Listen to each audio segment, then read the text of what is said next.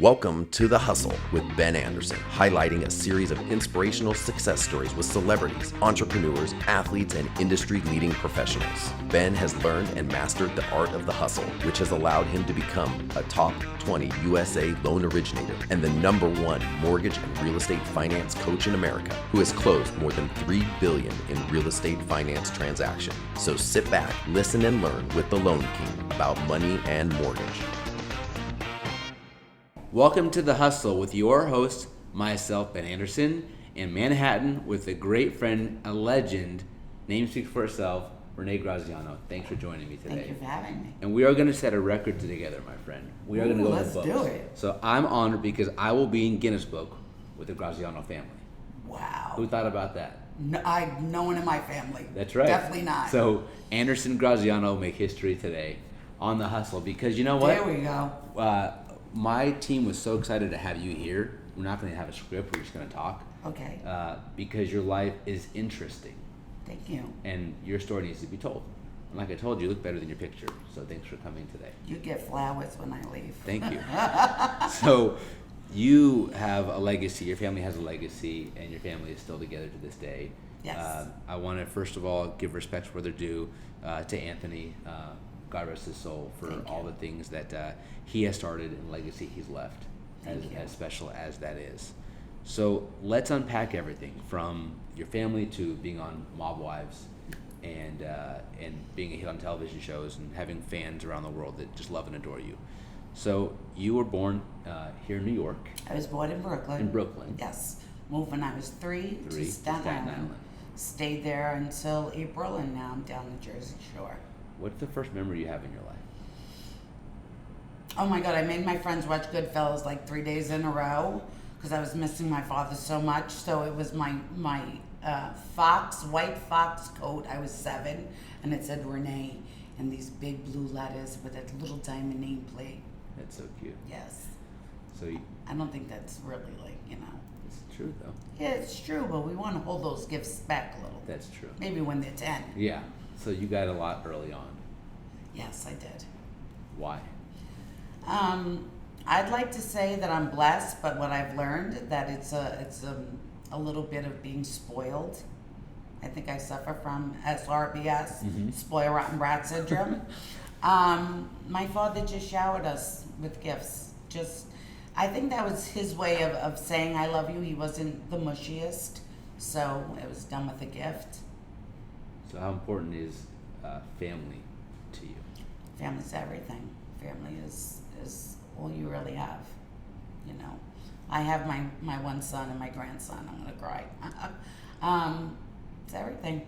Everything you have, everything you need, right? Everything, yeah. I think just losing my dad did a lot of damage. 78 wasn't expected. So family's been through a lot. We're all holding up well as to be expected. But, losing such a man, a great man, to dementia was very hard. And he was a great man, and he'd been through a lot. So I want to talk about your family's legacy and where it all began.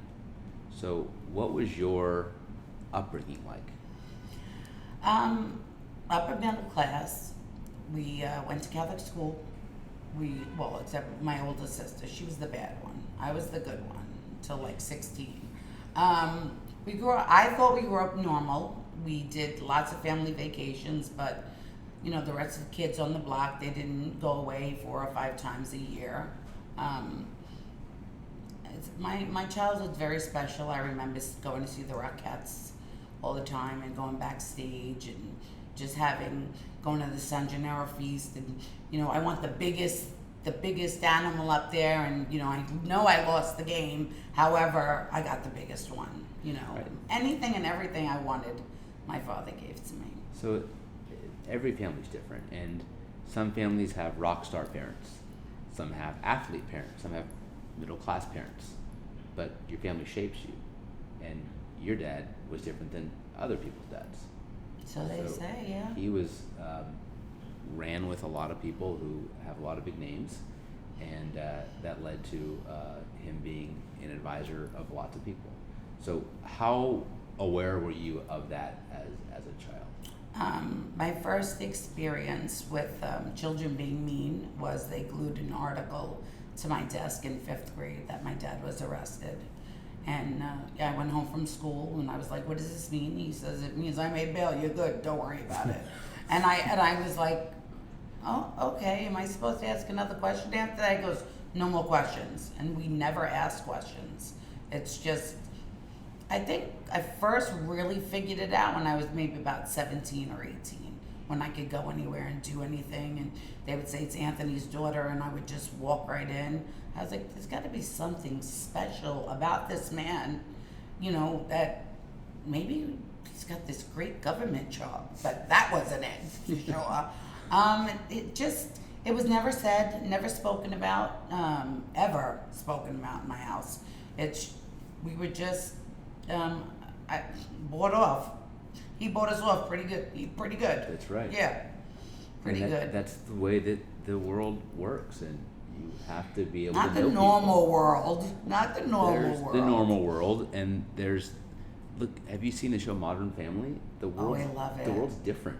I love There it. is no normal world. No, I guess that was my normal. Yeah, your normal is your normal. Yeah. Some kids grow up with one parent. I did. That was my normal. So who's normal? Someone that has a father that's a conciliaire, or so to say, Right. or is it someone that has a father that works? I mean, look, if you get audited enough, everyone's going to have something on somebody. So no one's perfect. We all have things that we do or don't do. We all have to make a living. And your father just happened to be talented at his negotiation skills. He was good with numbers. He was good with numbers, and people trusted him.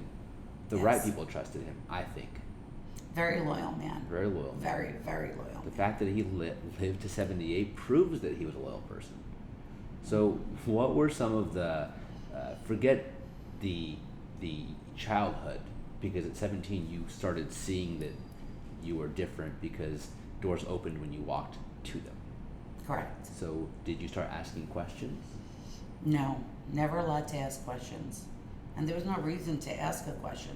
Just when's my next vacation, or, you know, can I have that pocketbook? But there was never a discussion of, you know, what do you do for a living? He owned trucking. I shouldn't say that. He owned trucking companies. Mhm. He had restaurants. So, you know, we had businesses, but there was never, you know, that moment where you sit down and say, Dad, how was your day? yeah, like, what'd you do this week? Yeah. There So was when none of you that. had your family dinners, was it the how was your day question, or was it eat your dinner? If he was home, because he was out a lot. So my mother cooked every night. We'd sit. If he made it home for dinner, it was great. But there was no family. Now I'm thinking about it. I'm like, no, we never talked about anything like that at all. At all. And your mother must have just been a warrior, a grinder, a hustler, to be able to handle the kids, handle My the mother's house. amazing. Amazing. She's been with my dad since she's 15 with child. She's an amazing woman. Definitely, she did everything for us. We never missed dancing school or Girl Scouts or Right. anything. We did everything that we wanted to do as children. And, you know, I try to do the same with my son. Just maybe not spoil as much so he could learn a little bit more about the dollar. Right. And so your childhood, where'd you go to high school at? I know you weren't both college. I went to Tottenville High School. Right. You know, I wanted to be a wife and a mother. Right. I think that's, you know, what my father wanted for all his daughters. But my youngest sister went to college, 4.0 valedictorian, NYU. And my older sister married into the lifestyle. And I just followed. You followed. So to You you, mind? no, Okay. no, we're Okay. just saying it. So to you, who is a banana family to you? Oh, Exactly. I don't know nobody from a family like that. So tell me about the show Mob Wives. How did I can that- tell you about that. I want to talk about the Mob Wives. That I can tell you. My youngest sister created it, Jennifer. She was doing a scripted show, and she said, I have these 4 girls in front of me that you could never script in a million years. And our first network visit was VH1, and they were petrified of us. Tell me We about. were out the door, I don't even think in 2 minutes flat, out the door. And then Tell me how the interview went. it went, Renee, tell your story, and I started to talk like how I do. And they were like, no, we're going to pass on this. Yeah. No, that's a little violent. And I was like, Jen, what'd I say wrong? She was like, nothing. And then Harvey Weinstein got involved with us, and VH1 signed us immediately after that. But we had a really good run. Really, 6 years. It's a long time for reality TV. So for those who haven't watched the show, I know I have, how would you describe the show? I mean, tell me about the experience and why was it so successful? Extremely real. Why was it so successful? The first season, I think maybe 3 episodes in, 128 people were arrested, and it was on the news. And people kept saying, you're faking it, this isn't real, it's got to be scripted. I said, if you could get the feds to pinch 128 people, it's scripted. After that, it just ran, we were greenlit immediately. And then second season, unfortunately, my son's father decided to cooperate with the federal government and taped all our conversations and put my father back in prison. So people wanted more. We ended up with, I think, 19 episodes the second season. And Big Ange came along then, so everybody wanted more of her. And we just continue to go. The fights were real, sadly. My bad behavior was real. So for those that don't understand reality TV, after how many episodes does the camera around you fall off? Meaning you don't even care if they're in the room. I didn't care from the beginning, actually. I just thought I was gonna, like my mother and father would say, she's gonna be a star one day. She's gonna be a star. They didn't want me to be the mob wife star. However, for me, it worked. It was a place I felt safe because I got to be just me. Like, I always make a joke, the only thing fake about me is my nose. So I got to be me all the time, and it was refreshing. I mean, you know, we were criticized very badly. My dad didn't talk to me for a couple of years while we were doing the show, but we did make up, thank God. And, you know, never talked about in the house. He never watched it. And I was just good at what I did. I mean, the show was just who you guys were, and the things you guys talked about things and didn't talk about things. So the show not being a topic of conversation, that was nothing new. Your dad came home and didn't talk about his work. No, but you really couldn't talk about the show. No, not at all. That was a no-no. No, not at all. But towards the end, I will say, and I'm only saying it because he's not here to tell me I can't say it, that he would see pictures in magazines. He'd be like, that's my daughter. He was proud. My chiropractor wants you to sign an autograph. And I would laugh, and I was like, so maybe he's not mad anymore. But I don't think it was what he wanted, you know, for me to have a career as, but I was good at what I did. You were just being yourself. Yeah, which as a woman, that lifestyle, you're not really allowed to talk. So when you watched the show back, what did you think of the show? Who? You. For me, it was really hard. I was battling addiction at the time. So every time I watched it, I just wanted to disappear a little bit more because I wasn't very proud of myself. Like I said, it's me. So the things I would say and do, or the harshness, wasn't really who I am. Right. So it would, it was hard. I battled the whole time. I battled with it, watching it. I had plastic surgery my second season that went horribly wrong, and to watch that back is, you're reliving this, and I still relive a lot of the show because it is still popular with people, but now I can look at it a little bit differently. I don't have to feel all the pain that I felt at the time, and I don't say that so people feel bad for me because it's not about that. It's because I was me, and I wanted to be me, and that's what I did. So how would you define a mob wife? A very well put together woman who does not repeat anything that goes on in her home, who is well dressed, well versed, listens to her husband, has food on the table, pays the bills, And just, I'd hate to say done what she's told, but back in the day, that's what it was. That's your story. A mob wife now has a really big mouth, does what she wants, cooks she orders. Right. That's, I'm talking about your version of the mob wife. Oh, my virgin. Me. Me, strong, independent, boisterous, tenacious. Yeah, Be proud of that, thank you. because a lot of women don't have a voice, aren't tenacious, don't go after it. You have no problem speaking your mind. Yeah, more women should. I mean, I mean, not as maybe as boisterous as I am. You know, there are things that you should tiptoe around or be, you know, a little bit more gentle when speaking. But for me, it was just who I was. I didn't know how to, you know, we yelled all day in my house. So to me, being loud was very normal. I just think I would tone it down a little now. I think I have toned it down a little, actually. I would say so. But this is it. This is it. No lower. No lower. So the tone-ist you'll be. The tonus. That's Yes. it. Yes, that's it. Agreed. So what does a mob wife do for a good time? For a good time. Okay. Well, we all get together. The girls get together every week. That's for sure. I think, and we really reminisce about like our fathers. A lot of the women's dads have passed. We'll sit and reminisce, and we gossip. Of course we gossip about all the other shows. To be quite honest, Of course. we do that. But a good time is just being around loving, loyal people who, you know, when you get up off the table, they're not talking about you. That's right. Yeah.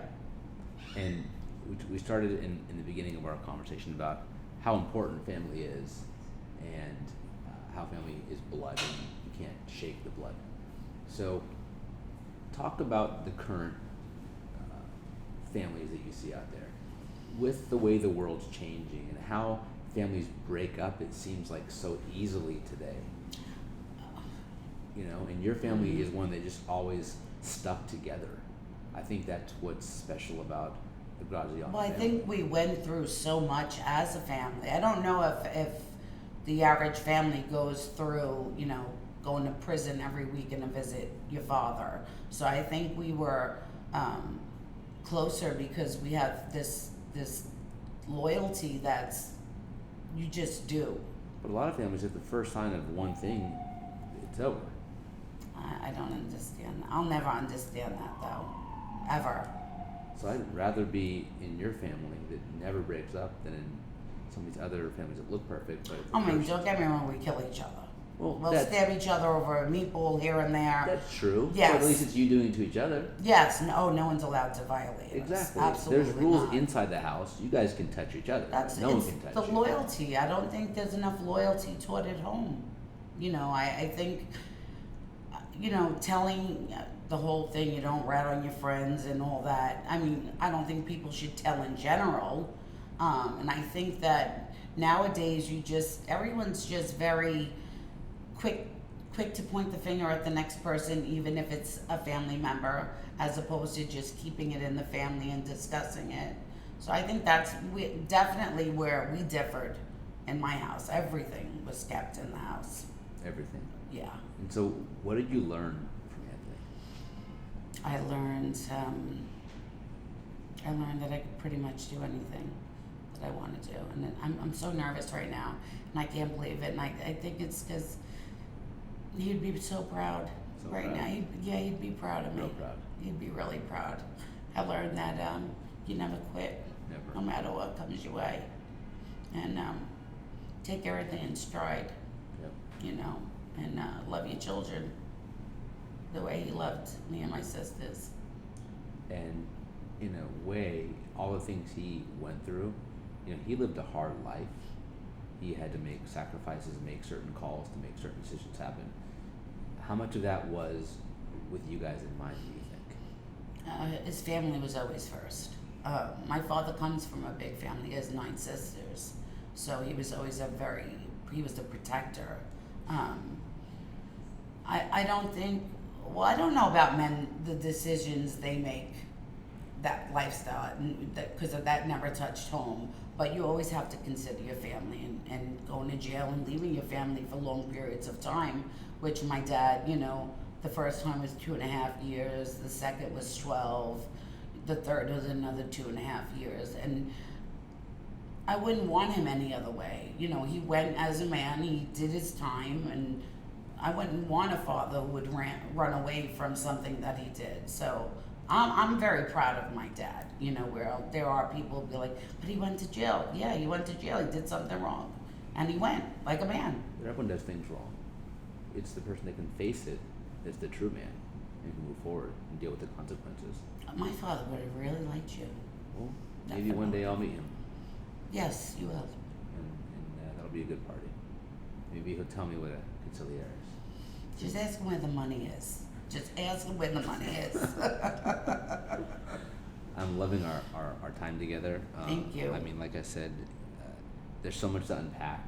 We're going to become fast friends, and our team's going to get down to Jersey and Absolutely. come eat some meatballs with you. Absolutely. How does that sound? Great.